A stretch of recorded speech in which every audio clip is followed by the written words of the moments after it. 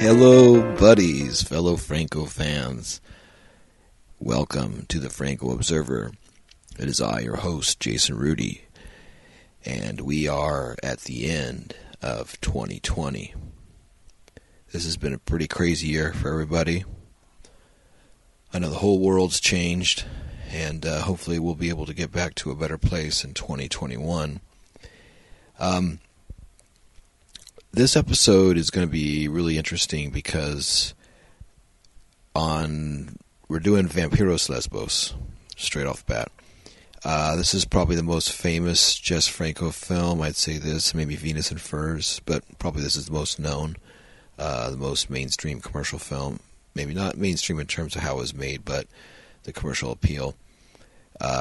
More people know this film than know Jess Franco. If you say Jess Franco, they'll would look at you. If you say Vampyros Lesbos, oh, I've heard of that. So I've kind of waited to do this film. I didn't want to do it right off the bat. We started off episode 1, which is kind of cool how this works out, as we did episode 1 as Count Dracula, which was film 28. And on this, episode 12, we're doing Vampyros Lesbos, which is film 30 of Jess Franco.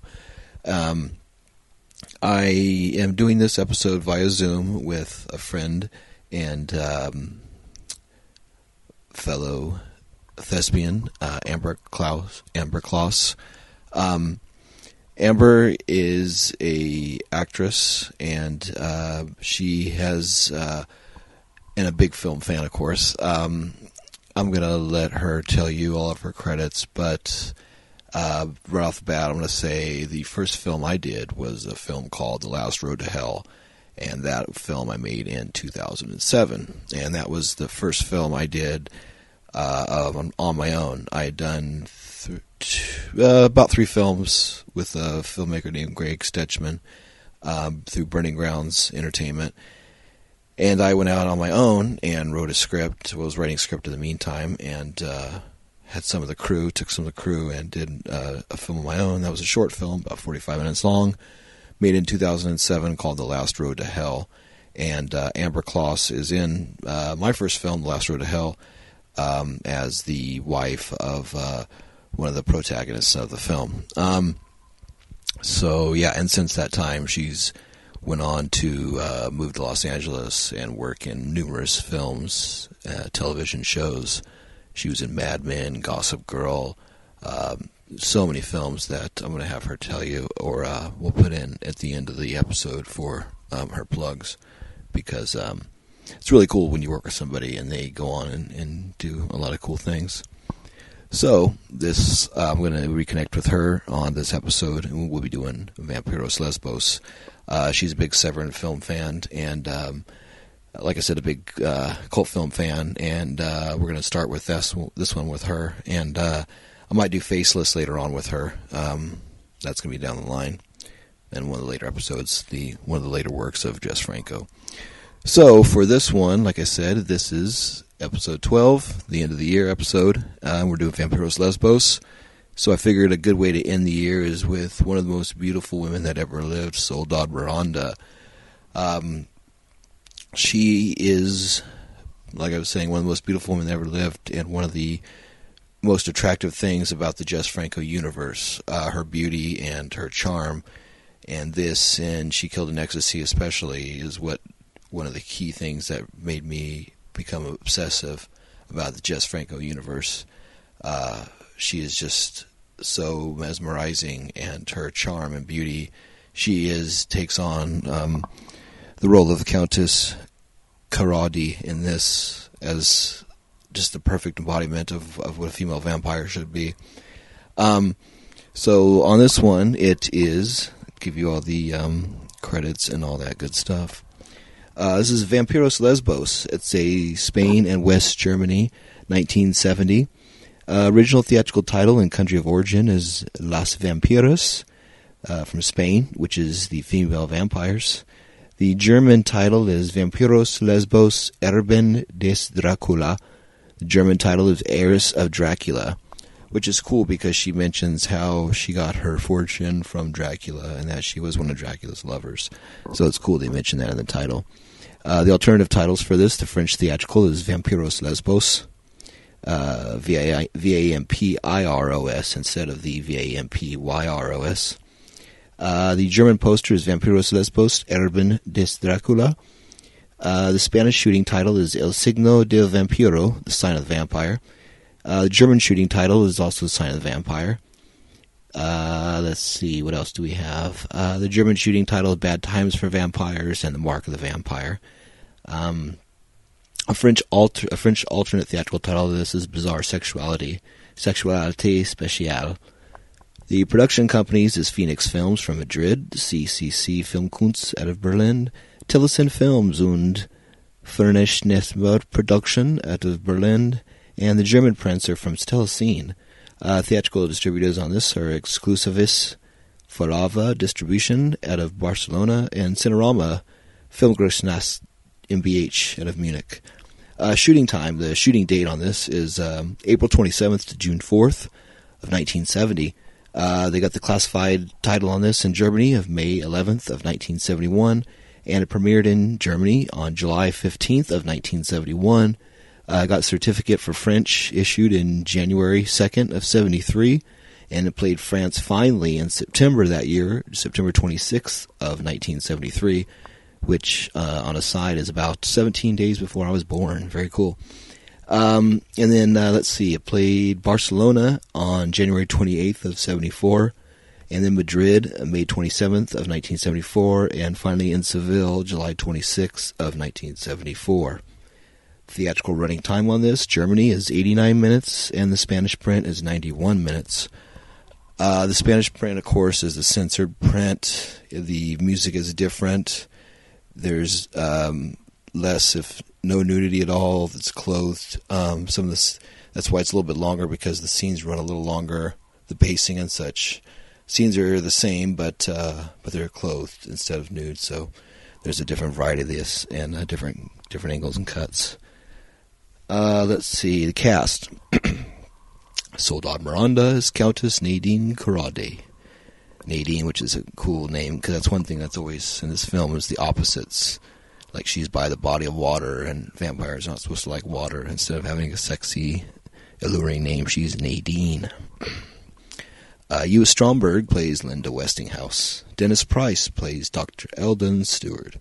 Heidrun Kusen plays Agra, Dr. Seward's patient. Jose Martinez Blanco plays Melnick, Seward's assistant. Andres Manales plays Omar, Linda's boyfriend. Regular Paul Mueller plays Dr. Steiner, Linda's psychiatrist. Michael Berlin plays Morpho, the Countess's manservant. Jess Franco plays Mehmet, the hotel porter. And uncredited, Benny Cardoso, the victim in the wine cellar. Benny Cardoso is a favorite here in the Desperate Visions compound. We had spoke about her in the last few episodes. We just watched her in Downtown, and I think she's in Slaves and all that. So, yeah, it's really cool to see her in this as the victim in the wine cellar. I watched this on the Severin Blu-ray and DVD. The DVD release is really good, and also the Blu-ray release is the German print, and then there's also the Spanish print, which is off of the VHS dub, to show the difference in time and structure on the film. Like I was saying before, this is probably the most famous Jess Franco film. Production notes. Franco's next cluster of films were bankrolled by another major player in commercial European cinema, Arthur Bronner, whose Berlin-based CCC, Central Cinema Company, had been in operation since the Second World War. Bronner was born in 1918 in Lodz, Poland. During the German invasion of Poland, he escaped with his family to the Soviet Union, staying there until the end of the war, upon which he moved to Berlin. A film buff since childhood, he applied for a film company license in September 1946 and formed CCC. In 1949, he acquired a former manufacturing plant in Spandau, Hasseldorf, Berlin, and established his first studios. Through the 1950s and 60s, the CCC studios were amongst the busiest in Europe, and Bronner himself is credited with having produced over 200 features, achieving sustained commercial success with a series of sequels to Fritz Lang's Dr. Mabuse films, and a steady stream of Krimis, West German proto-giallo thrillers, based on the crime novels of Brian Edgar Wallace. Franco was introduced to Bronner by Karl Heinz Manchon and swiftly found himself hard at work on a slate of new releases. In many cases, Spanish co-financing was provided thanks to Cooperativa Phoenix Films, a Madrid-based company operated by Arturo Marcos, who would go on to support Franco's and several other co-productions during the 70s. Between them, Browner, Manchin, and Marcos would co-produce 9 Franco films, beginning with Vampyros Lesbos. A note for Vampyros Lesbos: as befits a film with such a dizzyingly sapphic title, men are largely sidelined, a trend that would flourish in Franco's cinema in years to come. Linda's good-looking but frightfully dull boyfriend Omar hangs around the edges of the story, looking for a way to help without ever really understanding what's going on, even after Nadine bites him. "He's lost a lot of blood, but it's not serious," says Dr. Seward, a poker-faced comic statement that seems to echo Franco's lack of interest in the character. Unlike Vincent Aranda's diverting but conservative lesbian vampire story, The Blood-Spattered Bride, the men of Vampyros Lesbos do not dash imperiously to the rescue, nor do the male fear of being made redundant by lesbian desire receive the consolation prize of steering the narrative. Franco is unthreatened by lesbianism. Fascinated and aroused, yes, but challenged, no. On the contrary, as a committed voyeur, he relishes it. One never senses the macho Spanish male's resentment of female independence lurking behind Franco's camera. The lesbianism played out in Vampyros Lesbos is the whole story. The only flaw is that the film ends with Linda slaying Nadine and puttering off to sea with her dopey boyfriend, a conservative conclusion that feels like Franco's only error in judgment. It's an error of judgment, however, that requires us to delve into a can of worms. With a film title so perfectly poised to rouse the interest of predominantly male audience, one has to ask, what is it about lesbian vampires that makes them so alluring for commercial general cinema? The word lesbian and vampire go together like bacon and eggs in contemporary horror cinema, so it's worth shaking the familiarity off the concept and looking at it again, because the persistent combination of lesbianism and vampirism in the genre speaks volumes about attitudes to homosexuality in all its forms. That it should be female homosexuality rather than male variety that ends up being explored in a commercial context should come as no surprise. I think we all can figure out the cluster of factors that make this so. We can also, I think, dispense with any notion that the demographic targets of the genre are lesbians. The notion is laughable when you see it written down. The idea of a film company financing a movie like this, or The Vampire Lovers, or Daughters of Darkness, or Lesbian Vampire Killers, to appeal to gay women is absurd. The intended recipients are male heterosexuals, let's not mince words, that like to see beautiful women biting each other's tits. The ebbs and flow of Christian influence on morality aside, we're left to conclude that whilst homophobia is tucked deeply inside the lesbian vampire package, the labels have, as it were, fallen off. In terms of mass market consumption, the fears that first brought same-sex attraction and vampirism together may persist somewhere within, but they no longer drive their continuing repetition. For a young male audience, lesbians are hot. Vampires are scary. Women are hot and scary. So, lesbian vampires push all the buttons, with the added attraction of removing male bodies from the ensuing softcore sex scenes. It doesn't matter that the female being seduced by the vampire is experiencing the terror of homosexual seduction. In the end, all that matters is both seducer and seducee get their rocks off. Vampyros Lesbos is an extraordinary experience, and one of his most essential films. It offers the viewer a slender peninsula of narrative, with the seas of high strangeness lapping all around. It tells of a woman seduced into a world of darkness and mystery, except there's almost no literal darkness to be seen. The shadows are internal, driven into hiding by the relentlessly sunny locations. It's a perversely beautiful film whose clean, modern lines, bright colors, and open vistas are about as far away as possible from the gloomy cemeteries and dank Transylvania mists. Marino's ultra-sharp photography is perfectly suited to the material, and the relentless handheld composition set the seal on the Franco House style for years to come.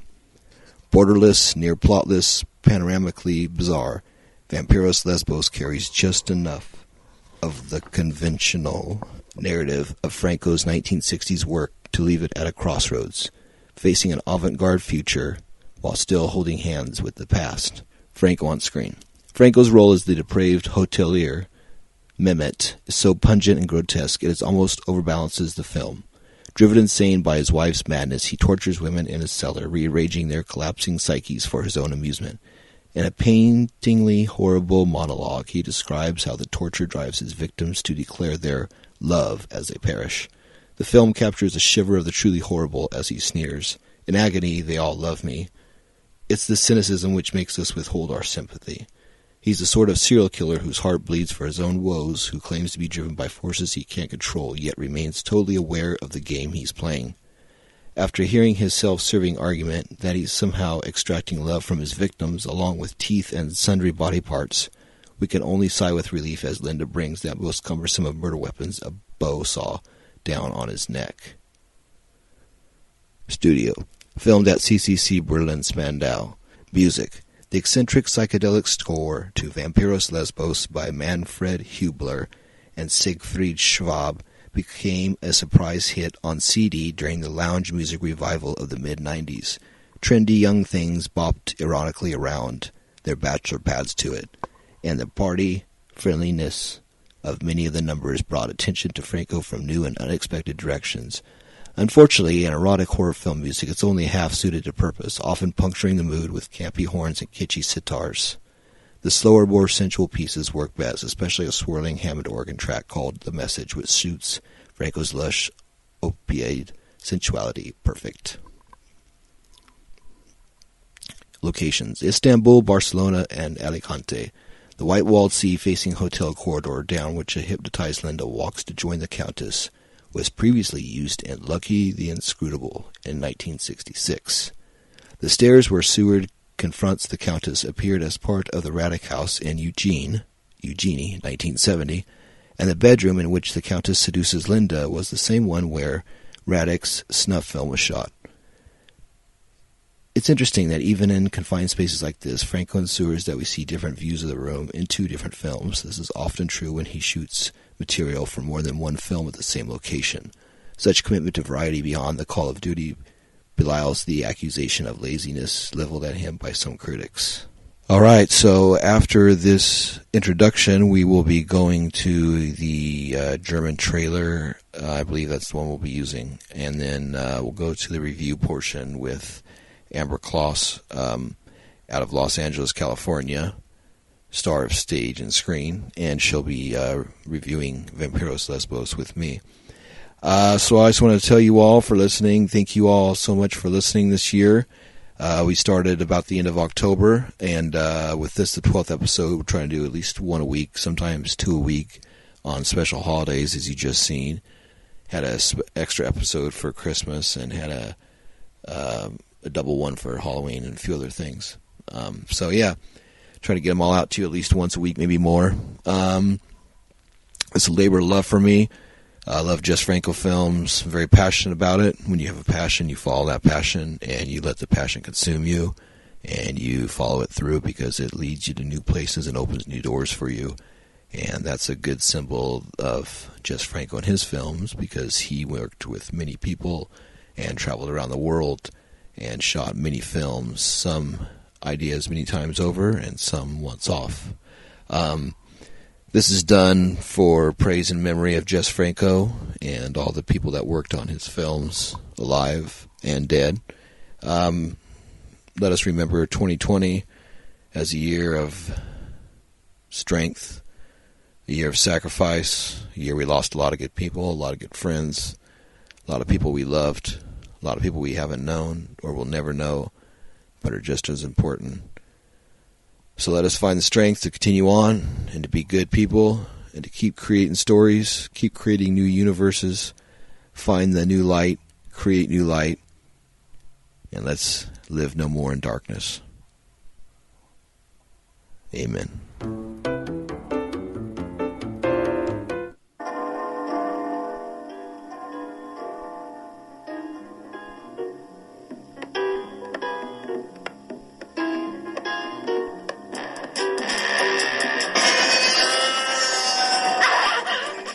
bestialische Morde im Dunkeln des modernen Istanbuls, jener geheimnisvollen, jahrtausendealten Stadt im Orient. Lass ihn aufwachen! Irgendwie!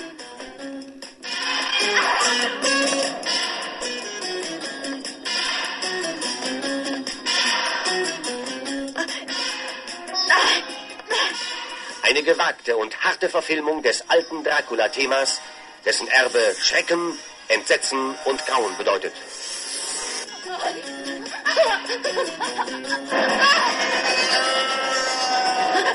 Eine gnadenlose, tödliche Jagd. Gleichzeitig erregt dieser Traum mich auch. Ich bin mehr als einmal schon dabei zum Orgasmus gekommen.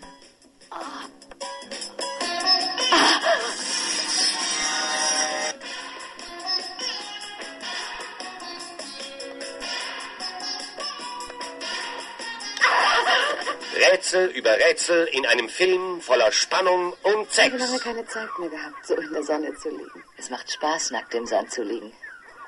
Besonders zu zweit, finden Sie nicht auch?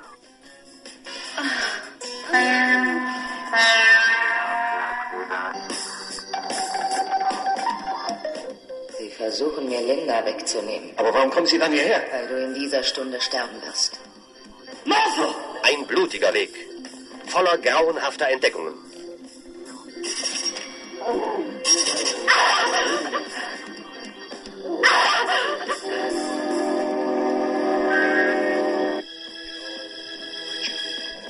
Frauen im Banne des unheimlichen Erbes und uralten Fluches des Grafen Dracula.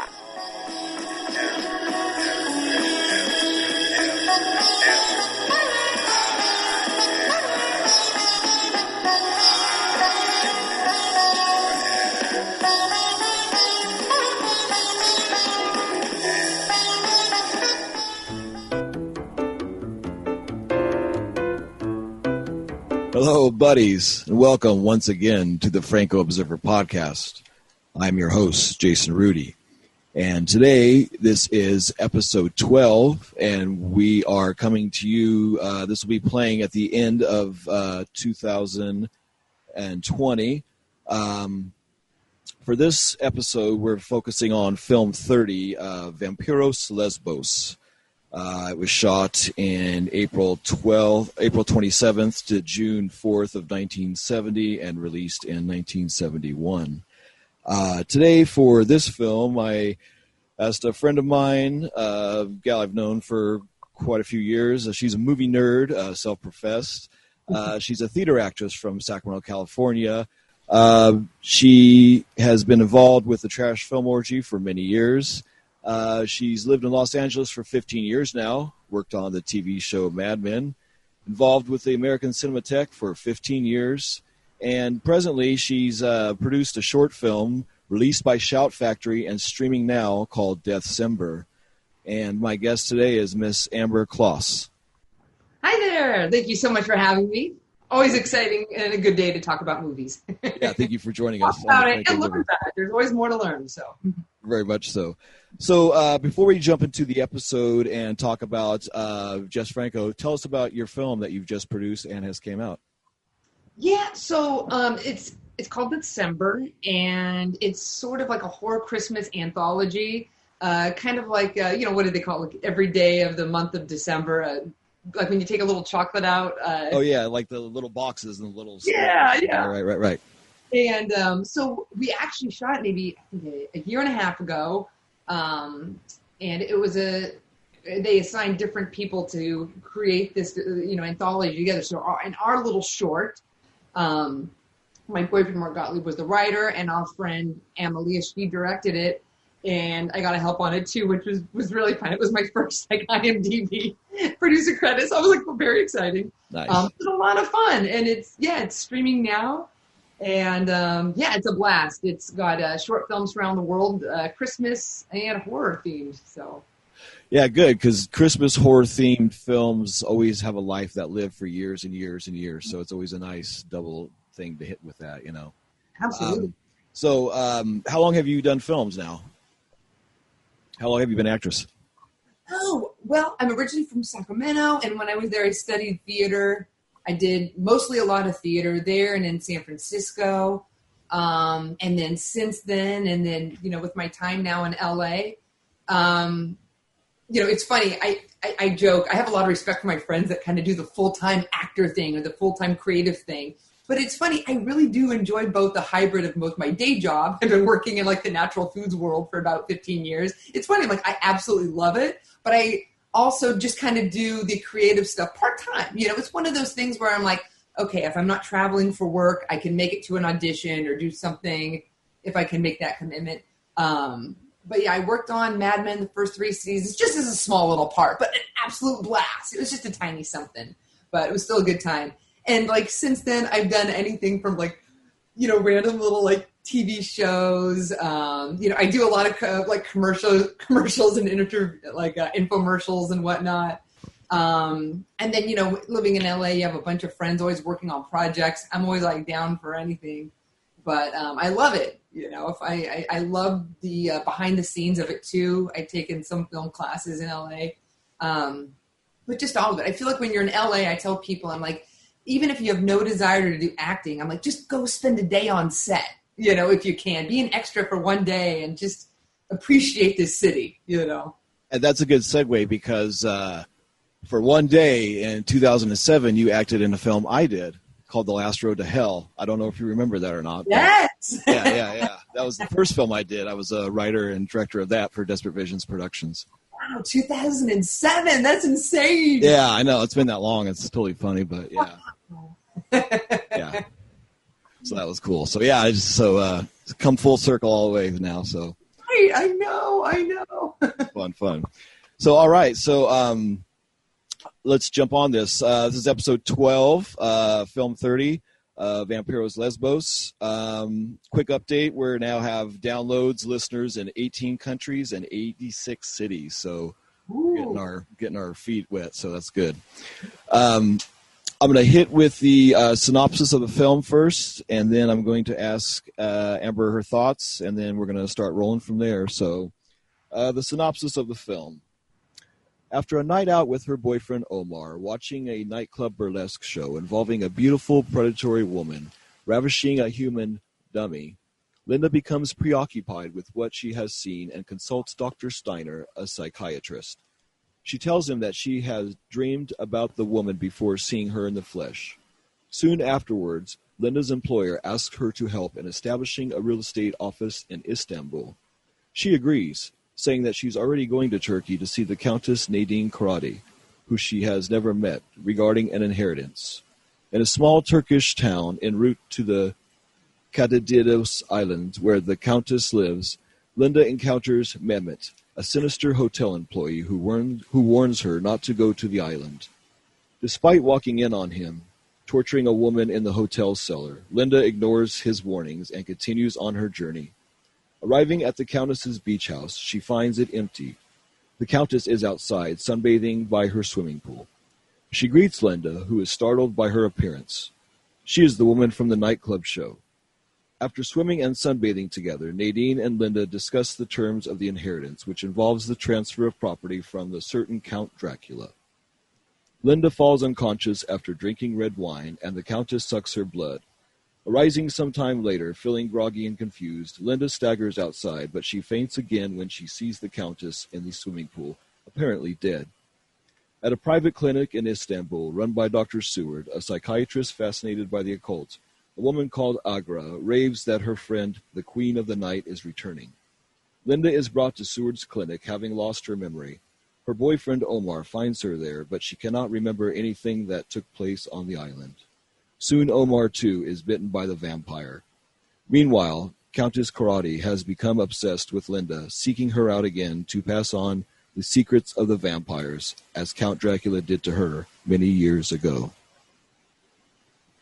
So yeah, I watched it last night for like the third time. Nice. I really enjoyed it the third time more than I did the first 2 times combined, actually, watching it with fresh eyes. What did you think about it?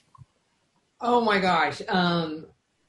I love it. Now look, I've not seen like a very many Franco films or whatever, but I feel like there's always one for everybody, right? And I think some people might write off some of his films as being, very much like this or very much like that. But I saw it and I thought, this is just, it seems like the perfect movie for people who haven't seen his films to watch. I think it's just so beautiful. And I mean, I'm sure, I don't know, you'll have people kind of joking about like, lots of, nudity and sex and violence in his films, but they forget that there's so many of them that are just really exquisite and beautiful.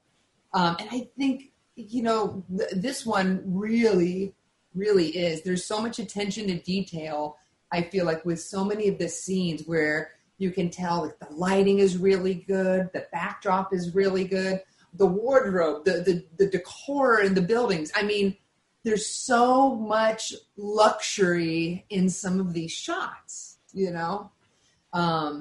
So, I mean, that was the first thing that came to mind to me, is it really is, it's very exquisite, just a beautiful film. Yeah, and it's like with the lead being so beautiful as she is, it's almost great that the film is equal to her beauty, and it's like those two together just flow very nicely together, Absolutely. And, something I love, it was my second time watching it. The first time saw it and I loved it. And like you, I loved it even more when I watched it again with fresh eyes last night. But something I kind of saw in it again last night was I want to be careful not to give away any spoilers or anything. Well, it's, 1970, so I think you're safe, Okay.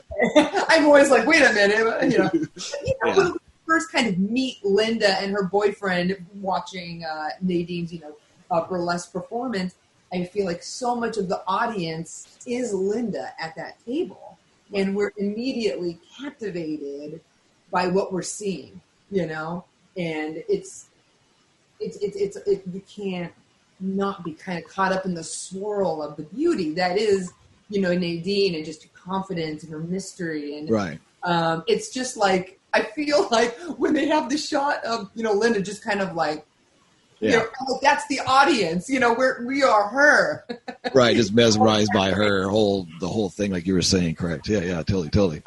And it's beyond, and it's hard to explain, but it's sort of different than when somebody sees somebody gorgeous and attractive. That it's not that like overtly kind of like sexy kind of thing, where you're like, oh, they're just so gorgeous. It's in a very, the way that it's presented in the movie, it's just this hypnotic, sexy, just, you're captivated and completely bewitched by her. It's something different, Which makes sense because she's like the vampire. She's supposed to be hypnotic and mesmerizing and beautiful and something out of this world. So it just like, she just plays it so well. And it's like, and like, this was like, what was it, the notes I was reading? This is after Blood and Roses, which was kind of like, well, I mean, Dracula's Daughter is probably the first lesbian vampire film, from a Universal back in the day. But like Blood and Roses from a Roger Vadim, that's got like the first lesbian off of Carmela, off of that story, and they did that. And then Vampire, let's see, which one is it? Vampire Lovers came out like 3 months before this rap, so they were kind of simultaneously. But this is regarded as kind of the first like lesbian vampire mainstream for America. Oh, so Blood and Roses kind of got out of the gates first, Oh, okay, so it's the first sort of lesbian vampire themed mainstream, you say? Yeah, I mean, Blood and Roses was more like gothic kind of, and that was first before this, technically, but like, I don't know how well that played or how many people saw it, but this is definitely, if you put those two side by side, more people would talk about this film more than Blood and Roses, I think, over time, Interesting. Right. And then after that, just think how many lesbian vampire, that concept was just played out hundreds and hundreds and hundreds of times, but even like Jean Rollin though was doing stuff before this for the lesbian vampire text too, but that was like in French, and I don't know how much of that played over here at that time. That all came out on the drive-ins like later on, like in the 70s later, under really bad titles and that. Right. Which, but yeah, anyway, but so yeah, I mean, because in Jean Rollin, I don't know, are you familiar with Jean Rollin films? Not too much. Okay. Fascination is like a good entryway. Bridget Leahy's in that, and that's a good one. And he's done Lips of Blood and Living Dead Girl, Requiem for a Vampire, Demoniacs, Iron Rose.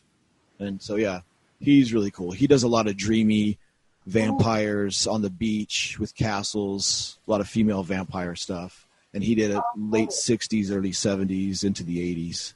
And did some stuff later on when he got rediscovered, like by the home video audience and such. They kind of made DVD movies like Franco did later on, where they're not as good, but you still kind of want to see what they're doing when they're in their 50s or 60s or 70s or whatever, Right, yeah. Oh, wow. Well, that was a fun fact. I didn't realize that about this movie as far as being like a mainstream release. And I think I might have mentioned to you a week or two ago when we were emailing, I recently saw Daughters of Darkness. Oh, yeah. And after I saw that, I mean, it's funny. Whenever I watch movies in my brain, I'm always going, oh, that would be a good double feature with this. But some of those themes remind me of well. And I also recently we screened it at the drive-in, was Nosferatu. Oh, yeah, the original or the Werner Herzog one? Werner Herzog. Oh, yeah. At first I remember thinking, is this going to be strange to see it at a drive-in? But it was really magical. It was pretty cool. But there was some little, and I'm glad I saw that so recently because, Nosferatu, when he's going to go do the real estate business. Right, when that's taken from Dracula, and that goes into what I was going to jump into.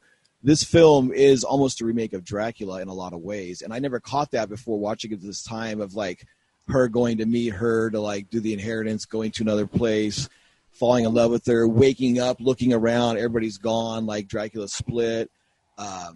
There's a Renfield character in this.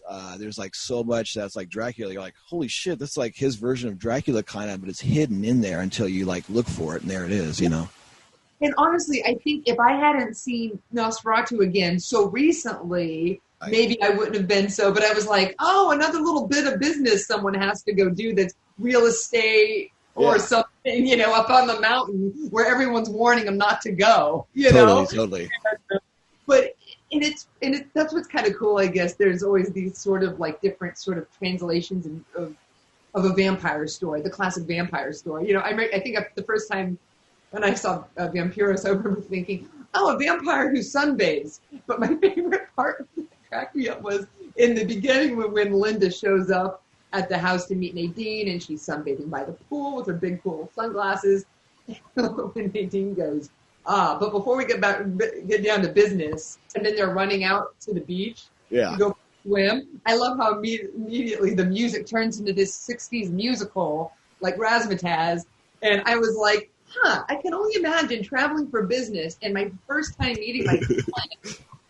It's like, let's go skinny dipping. Exactly. And let's roll around wet on the sand and have it just stick to our bodies because it feels so good.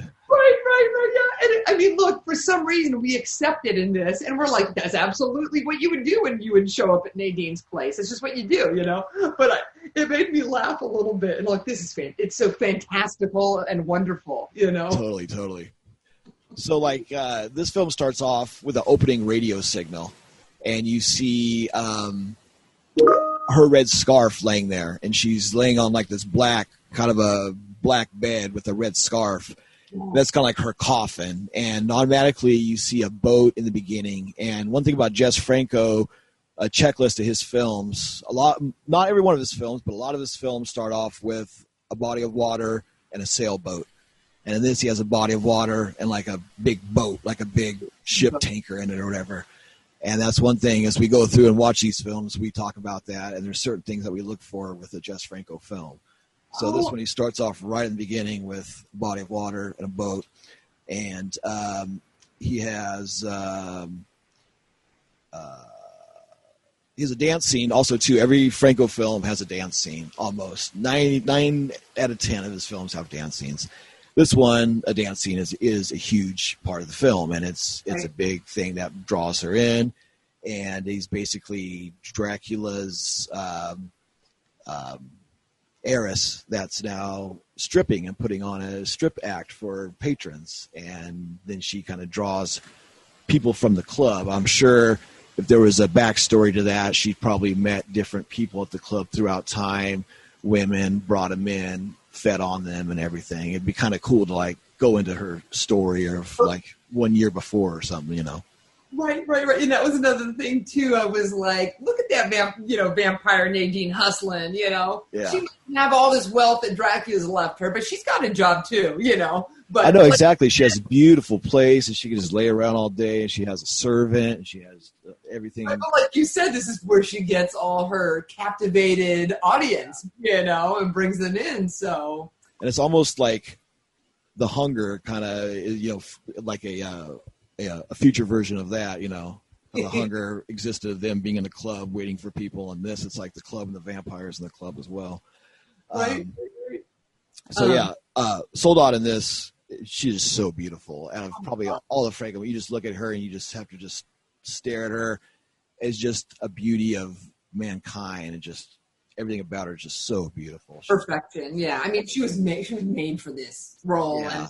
And, I think so. She's been in a few of Franco's films, yeah. Yeah, she did Nightmares Come at Night, Count Dracula. This, She Killed in Ecstasy, Devil Came from Oksavana, and one more. Oh, and she's in one other one. But yeah, she did about 5 of his films, and then she died in a car wreck right after Devil Came from Oksavana. And she had just signed a contract to do a bunch of films. Vampyros Lesbos and this started getting ready to play. She never saw the premieres or became famous off of it. But yeah, on I think the She Killed in Ecstasy Severin Blu-ray, there's a good documentary about that kind of talks about it. Like, there's a lady, and it might be on the Vampyros Lesbos one too, I'm not sure. But you know, I was looking at it just now because Eva Stromberg, she was also in She Killed in Ecstasy, yeah? Yeah, and that's an actress that the producer of this really wanted to cast, and Franco kind of didn't want to cast her, but he put her in this, and she's in a few Giallo films. Right, that's what I recognized her from, I think. Yeah, and she's cool in this. I mean, she's game. She gets naked and she plays along, and she's really interesting, and she photographs really well, and she's a good actress. But yeah. So yeah, in this Soledad, she has a dance routine. There's a lot of close-up shots. There's a montage of close-up shots where we see a scorpion and a butterfly and a moth and like netting and that. And he uses that to kind of break up his scenes. But it's also really cool because it's like her catching her prey and the net and the moths coming to her and the scorpion, of course, existing underwater and everything. And her vampire is different because vampires are usually afraid of water, and we see her lounging. When she's lounging in the pool later on, she finds her. That's like her coffin. She's floating, and she thinks she's dead, but she's sleeping. That's how she sleeps, is in that pool of water, you know, because, water's life, and then she feeds off life, so she's in a pool of water. You know, I'm glad you said that, because that was one moment. You know, sometimes you watch something and you think, well, maybe the second time I'll understand it a little. And even after last night, I'm like, wait, so what's the scoop on that? So that's kind of like a coffin to her is. Yeah, that's why she was sleeping when that woman freaked out and thought she was dead, because she just feasted and she's just sleeping. She's just all at peace, and she's all stretched out and she's floating. Oh, wow. Oh, interesting. And, kind of like when you're in a womb and you're floating, and that's very, just floating. Right. At once. And, you just mentioned some of those little pieces of, like, the moth, the butterfly, and the scorpion, how it's kind of interspersed through it. Really interesting, like a nice little piece. But from a sound level, when it begins, you mentioned that radio frequency. It's a weird, like, type sound, yeah. Yeah. And it's so bizarre but cool, and it's like you can't forget it. But you hear it at moments throughout the movie as well. It's like a flash of sound, kind of like that flash of the scorpion, It's almost these visual and sound narrators that are kind of keeping us on track, and I really don't know what that siren's supposed to mean. I don't know if it's like the vampire siren or if it's just otherworldly sound like lightning or thunder, or what that's supposed to represent, the actual, or it just could be an actual soundscape of like his kind of music with the, because Franco was a jazz musician first and foremost, and if you watch a lot of his films with the jazz motif, that's why some people watch his films and they go, oh, it doesn't make sense, or it's kind of scattered. Well, if you listen to jazz a lot, there's parts where it just plays and they go for a while, and you just kind of jam and go and float and go back and forth, and then you go back to your point and then go home. And that's like this. You kind of start off, here's the beginning of a song, here's what you recognize. Now we get to stretch our legs and kind of do some cool, weird stuff, and then we go back to what you came to see, and then it goes home, And that's like with his films, too, which is interesting. Oh, interesting. Okay. So, I mean, each director has a style. Kubrick's got his style, and Spielberg's got a style, and J.R. Argento has a style, and, Franco's like that. It's just he has that jazz musician background, so that's his way he puts films together. That's so cool. And like hearing that, it kind of makes me go, oh, I mean, it kind of doesn't surprise me because, I mean, the score in this, I was like, oh my gosh, I want this. Like all the music in it. It's a good variety of stuff, but it's so beautiful. Yeah, and then there's a song of this that's used, I think, in the Jackie Brown soundtrack. The Quentin Tarantino film, Jackie Brown. Yep, it was Jackie Brown. It's so funny you say that because last night I was like, what other movie? It's a Tarantino film that one of the tracks are from. But yeah, it's on the soundtrack. Jackie Brown, yes, thank you. Okay, that's all. Yeah. I wanted to ask you, and I'm like, Jason will know this. So Franco, he went by different names. Oh, big time. Yeah, like so many names. Was it a distribution thing for like different countries, or? Each film is different. From as I've learned and watched, it's like when he's doing a film where he's trying to be sly and do it away from because one thing about Franco, some films he'll make, like this film he made straight on. Okay, I'm going to make this film. I'm going to shoot it all the way through and it's done. Other films he'll shoot, and then at the end of the day, he'll take a few actors and shoot a few scenes for another film. And then he'll take a couple more actors of the next film and shoot a few more scenes for another film.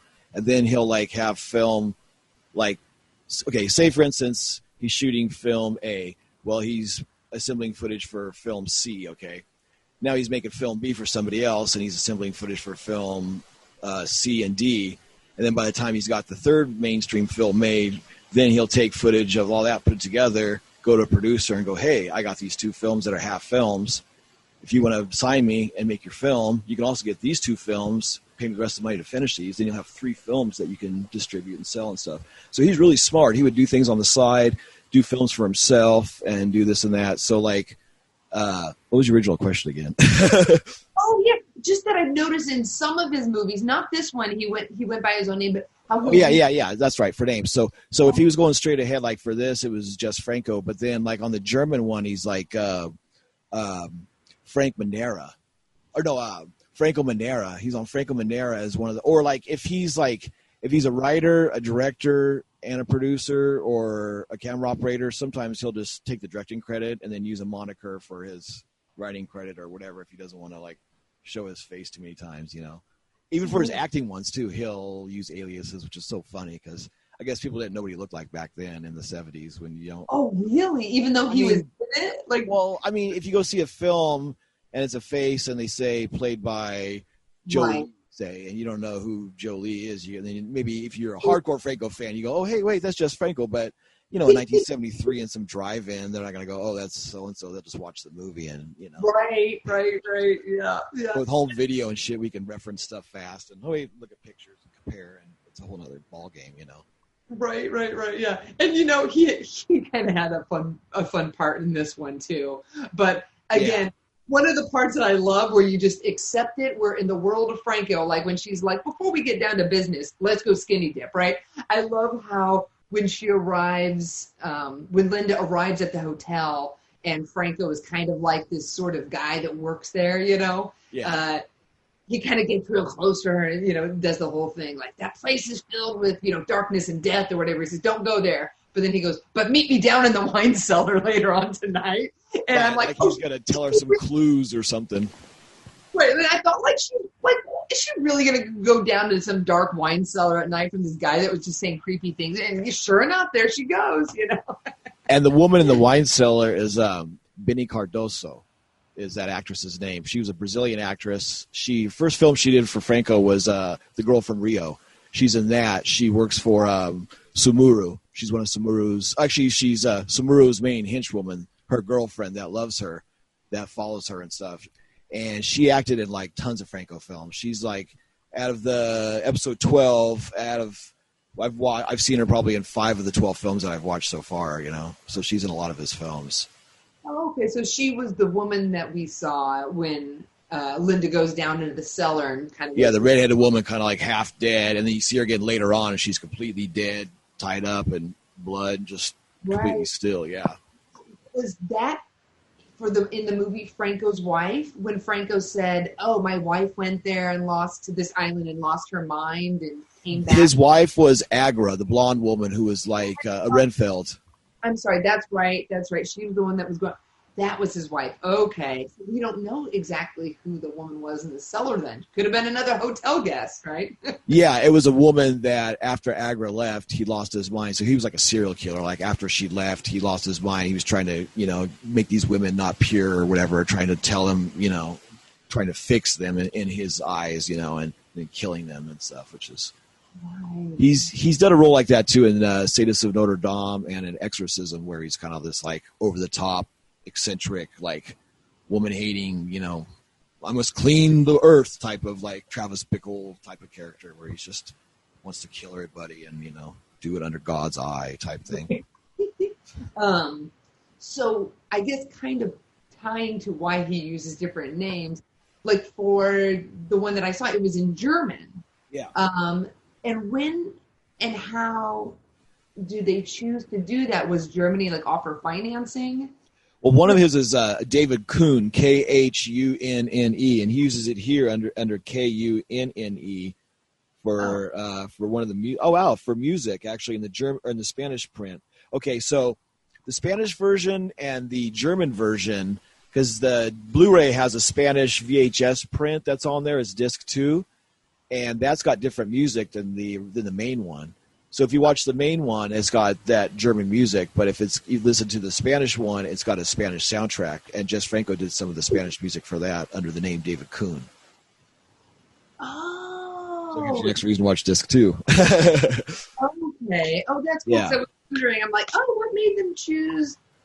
Yeah. So for him, I think, he used A.M. Frank, David Kuhn, Wolfgang Frank. He's quite a few. It's kind of fun. That's we've been writing down all of his names. I'm going to have one episode where I just read off a list of his names and what films they use as, and kind of just do a side episode of that. Right. Well, it was kind of funny. I love watching movies in German and Italian because they're two languages I know a little bit. But It was funny. I didn't translate all the lines in Vampyros, and there was a few that I heard where I was like, oh, that's funny. Like that line, they didn't.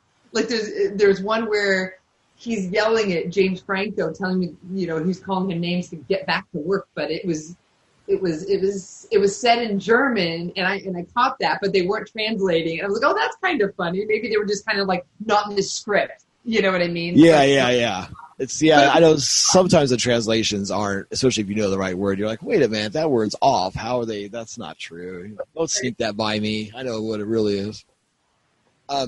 One thing about this film is there's like red in almost every shot. There's like the psychiatrist's office. He has red furniture all over the place. On the floor, the steps, they're all red. You see the stairs, the couch, the walls. Her jacket and purse Linda has is red. There's red candles, red wine, the red kite flying in the air. He likes to put the red in all the shot, which is cool for the vampire film, the splash of blood, to kind of like emphasize that. I like the psychiatrist's advice to her. He's kind of like just drawing a picture when she's telling him her being fascinated. He's like, his advice to her is find a lover, find a better lover, is what he tells her. Like, that's his advice to her. Right. And he's drawing all these things of like people with 4 or 5 arms, 6 arms, and all these weird little like drawings on his pad, which is odd. Right. Let's see. Yeah, like I was saying before, this does follow Dracula with Linda going to Turkey from Istanbul. God, the footage with Istanbul is so beautiful. I know. Lots of that and just all the background. It's one thing about Franco films, even if the story's odd or it's boring or you can't follow it or whatever, the locations and the places he shoots is just so amazing. Every one of his films, from Portugal to Lisbon to Germany to Sweden to all over the place, he shoots so many beautiful locations, and his eye for places is great. Yeah, and it was funny while I was watching this too. I'm like, oh, to travel again, like to get out of the house. It was just so beautiful. And you said something earlier that was interesting, was that opening scene with the ocean and that kind of cruise ship. Oh yeah. Down. You could just feel like you can feel that sort of ocean breeze from that shot, or the balconies of Nadine's palace and everything. But I didn't realize that was a running theme, sort of like Franco setting that he uses a lot. That's really cool. Yeah, it's usually a sailboat in a body of water. And it's like, because we always watch it like, okay, here it is. Okay, that's off our checklist. And we there's a checklist. It's always water or a sailboat, a dance scene in a club, palm trees with jungle sound effects. He uses that a lot. The films he did with Dietrich, there's always a sheepskin rug, and that made me buy a little sheepskin rug in the meantime. Oh my goodness, I love it. Yeah, we're watching it, and the Dietrich films, we talk about those in episodes 9, 10, 11, and of those we kind of talk about the sheepskin rug because it's basically featured, and it's cool because as a filmmaker, all these films, he did all these in a row, and you watch them all in a row, and you see the same props. He uses a lot of the same furniture, a lot of the same actors, and he'll just change things around. And you're like, okay, that's the bed from this film. That's the lamp from this one. That's the room from this. And you start, especially all these together, it's really, really cool, So funny. So he even uses some of the same props. Oh, yeah. If you watch, all the Dietrich films, he uses this red bed and a red couch and this bird cage that's in every room, and there's certain things you're like, oh, here's that same thing. It's really funny, I mean, especially but like I was saying, back then these movies came out 6 months apart. You see in a theater one time, you don't pay attention to that stuff, but you watch them on Blu-ray back to back to back, you could catch it quicker, Right, I see what you mean. Right. But yeah, so there's like you had mentioned, the wine cellar scene of Benny Cardoso, the blood running down. So what was cool is her house with the blood running down the windows. When I first saw that film, that's one thing that struck me. It's almost like, and also too, that sound that you were talking about, as I was going to mention, that might be her house talking, because you hear that when the blood runs down the window, and it's almost like the house is a being, almost like that film House. It's like the house lives, and it's like part of bringing in the people, and the pool is where she sleeps, and it's part of her extended body is that house, so that could be where that sound's coming from. I don't know if intended it, but kind of a cool way to so that's, and also too, her rooms looked a lot like Twin Peaks. I don't know if you noticed that her bedroom with the red lights in the end of the walls and such, it looked like the red room in that scene of her. I don't know. Watch that again with just the aesthetics of it, and you're kind of like, I don't know. It kind of caught some David Lynch vibes in that, so that's cool, Oh, but, absolutely. there's good stuff on that. Let's see what else notes I want to go with. Oh yeah, so Linda checks out of the hotel, and Mehmet kidnaps her. And it's funny, too. The boyfriend goes to find her, and he asks the checkout guy, well, where did she go? And the checkout guy goes, well, I don't know. And then I was thinking when I was watching that, how many times when you leave a hotel do you tell the checkout person where you're leaving to or where you're going? Right. Yeah. How would they know where you're going? That's so odd. Right. Yeah. Yeah, that's very funny. So, and then we see the second dance routine with the Countess, and it's a repeat of the first, but she bites the woman and actually kills her in this, and the crowd applauses. And they use that concept in the film Necronomicon / Succubus, where the dance scene is real and it turns to a killing. And then same as exorcism as well. He used that concept in all three of those films. But and then I noticed too when I was watching it, from the first dance scene when she disrobes, it's not, you don't see her taking off each piece of cloth in that first dance scene. And then in the second dance scene, you see the articles of clothes that weren't removed in the first dance scene. So he basically just shot that one scene and then used half the footage for scene 1 and half the footage for scene 2. Because in the first scene, you see her bra off and on the woman, but you don't see her take it off. The second one, you see her take it off and put it on. So it's like, and then she takes off one legging in one and then one legging in the other of the other leg. So watching that, I go, oh, he just cut it all by body part and just did scene 1, 3, 5, and then second one did 2, 4, 6, and just use those, It's so funny. I see what you mean. Right. Yeah. You just get these dance scenes all shot right now. We've got the audience and we've got this. Yeah. Yeah, and also too, I think that stage that she was on with the woman, I don't think that audience watching is in the same room. I'm almost sure like that's a separate, because if you look, it's one way and then they turn and it's everybody there. And I don't know, just watching it, I don't think that's all one shot. I think how it's shot. Oh, that's so funny. You're right, because it's very much like the camera is on the stage and then the camera is on the audience. There's never like a scan and pan over. Right. You don't see them all in the same frame. You don't see anybody bleed over into the other shot or nothing. It's all really separate, so. Oh, my goodness. So that's kind of funny. But that's like, doing films, you kind of watch it differently than, Sure, right. See the movie, So let's see. So then you have the Countess and Dr. Seward, and Mehmet is Agra's husband, and she kills. Let's see where we at. Oh yeah, so basically, the Countess and Dr. Seward, she kills, and what's a really cool scene is when the Countess vanishes through the door when she comes through, and she materializes on the other side of the door to come see Agra when she tells her that she's leaving, and she sees her toward the end of the film.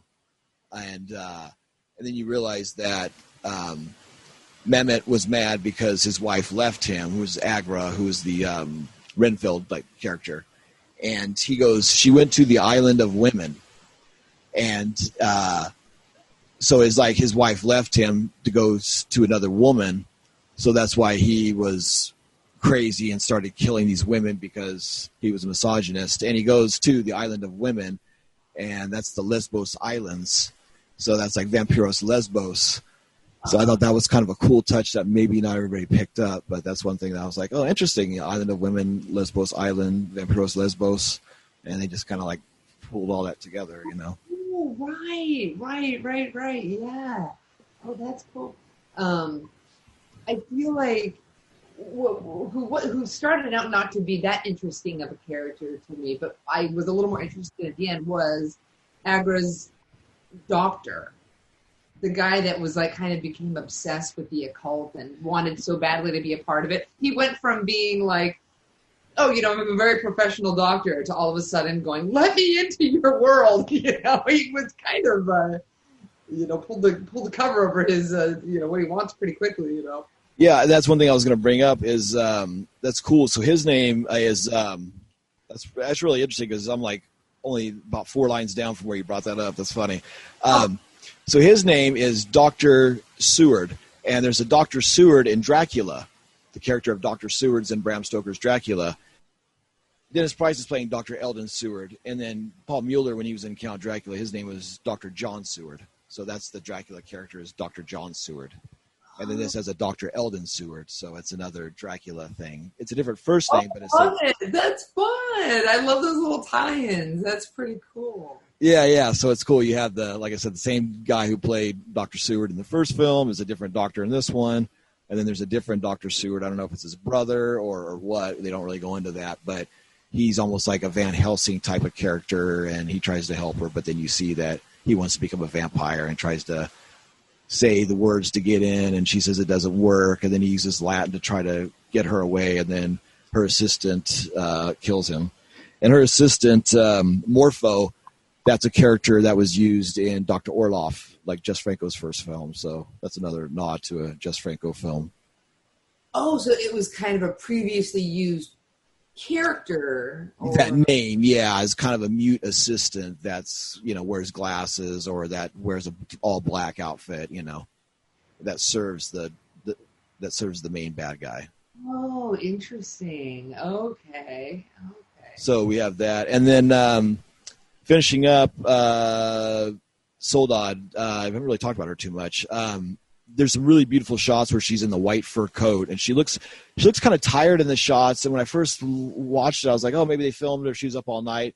But then I realized after watching it, it's close to when she knows she's going to die. So she's kind of like tired and worn out and that. So it actually lends validity to her looking kind of tired and kind of been up all night and that. So I was like, okay, it actually fits, because she's very beautiful and she's always has the makeup, everything perfect. And this, she's kind of like, her hair's kind of down and she looks like she's been up for a while and she's still beautiful in the white fur and being out, but you could tell that she's just kind of like life left her a little bit, right? So I thought that was kind of cool. And then you see, and then I always find one blooper or one thing that I can always find in a Jess Franco film. So 1 hour, 22 minutes, 49 seconds. You see the crew in the reflection of Linda in the glass door. When she's in the glass door, you see the reflection of like 5 or 6 people all standing in the reflection of the glass when she's banging on the glass. So it's probably like Franco and the cameraman and the lighting guy and the assistant. So and she's trying to get back into Nadine's mansion when when she's looking for her and she's trying. Yeah. So 1 hour, 22 minutes, 49 seconds, right around there. You see her being on that. I love it. I love that kind of stuff. Yeah, it's always fun to find that. I found people in his films like standing in the shot, and then he'll like pan a little bit and then pan the person out of the frame, and you're just like, just cut that out and then cut to that next thing. But there's certain things like, why the hell? Or you'll see a person standing in the back looking around, and they're like, that's not even a person in the film. And there's quite a few. In each film, I find at least 1 or 2. That's fun though. Yeah, it's fun. It's always fun with a good eye. And like her room is really cool. She has like this cool foil kind of steel metallic walls in her room. And she has this cool, like going into her place, she has this like red macrame that hangs from the ceiling.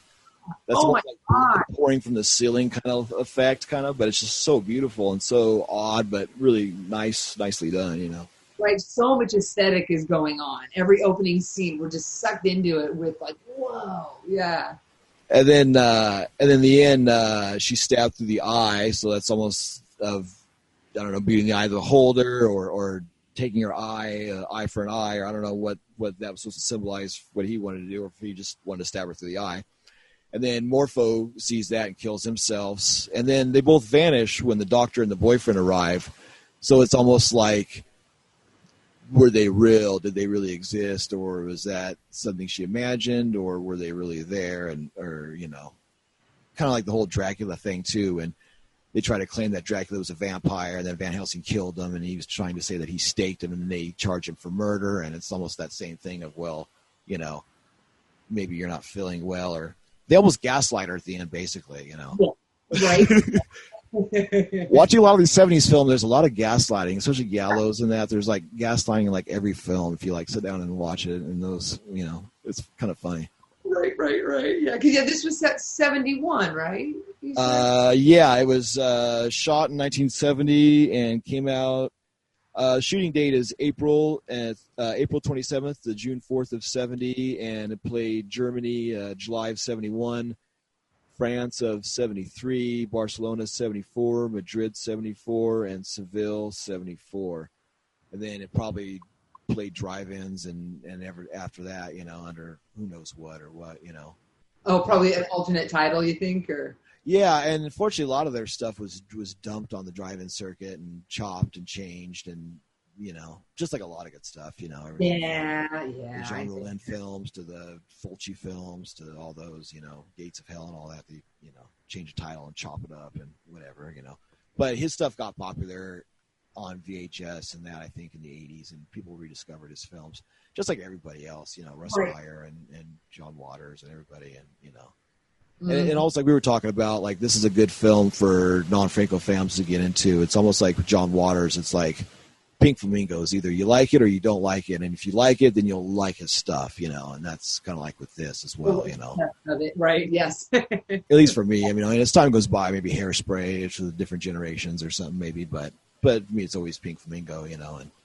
once you get into that, then just like this, it's a journey, you know, films, and you get into one director and you go through their stuff, then you see other directors that are like them or the same genre, and you go into their stuff or read about somebody else and start watching their stuff, and then it just goes and goes and goes and goes down that rabbit hole. You know? And it never ends, yeah.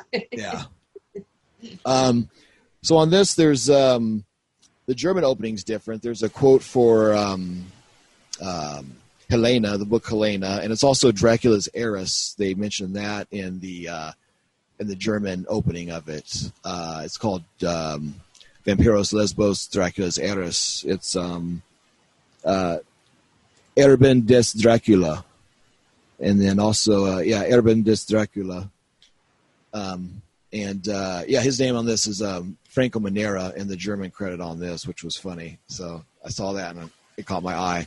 So that was my notes on Vampyros Lesbos. Is there any other notes or anything else that you want to talk about on this? There's one more note I want to mention, and you just mentioned Dracula, and it crossed my mind, and it kind of set with me when I saw it in the movie, and I don't know if it does for other viewers, but when Nadine explains to Linda how she kind of became a vampire and met Dracula, she goes, it was 200 years ago during a war, and my town, you know, the entire town was being raped and pillaged, and she was being attacked, and Dracula was her hero. Yeah, Dracula saved her. She goes, I don't remember if it was 100 or 200 years ago. The soldiers were raping people in the streets. I looked through the windows. I saw them.